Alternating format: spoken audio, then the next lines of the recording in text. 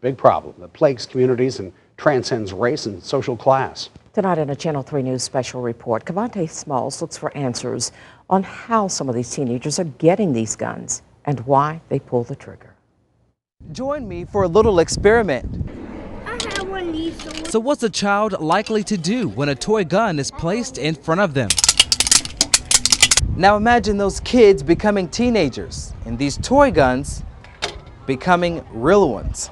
Our family's still dealing with that to this day. Talking about teen gun violence is one thing, but to live through it is another. Every time Toni Washington looks into her china cabinet, it reminds her of her 1-year-old grandson, Taquarius Moultrie, from the bottle he held to the bag of chips he ate in July of 2011. That's when he was shot by Dwayne Pinestraw. He was 19 years old when he pulled the trigger. If it wasn't my grandson, it was going to be somebody else. And it could still be somebody else. As long as those guns are out there, it's going to keep happening. At the age of 16, Jamel Lee found himself in the line of fire in a drive-by shooting. He says his shooter was retaliating against a member of his family. Shot 2 times in my back. I got pronounced dead in the hospital.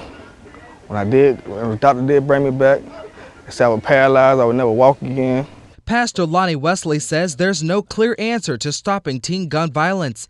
He says it means to curbing the violence starts by talking to kids early on. That child has to feel good about his educational opportunities and take advantage of it. Each teenager, he has to know that there's a better alternative for his life than pulling that trigger. A lot of questions exist about teens and guns, but answering them is difficult because each case is different. They're getting them through other crimes being committed. When they're breaking in these houses or breaking in cars, these guns are being stolen. In the end, it's not the guns doing the killing. It's the people pulling the trigger. The Florida Department of Juvenile Justice created the Positive Achievement Change Tool. It compiled data on juvenile delinquency from 2007 to 2012. It may help answer the nagging question why some teens resort to violence in the first place. In Northwest Florida, most juvenile crimes happen because they're acting on impulse in the heat of the moment.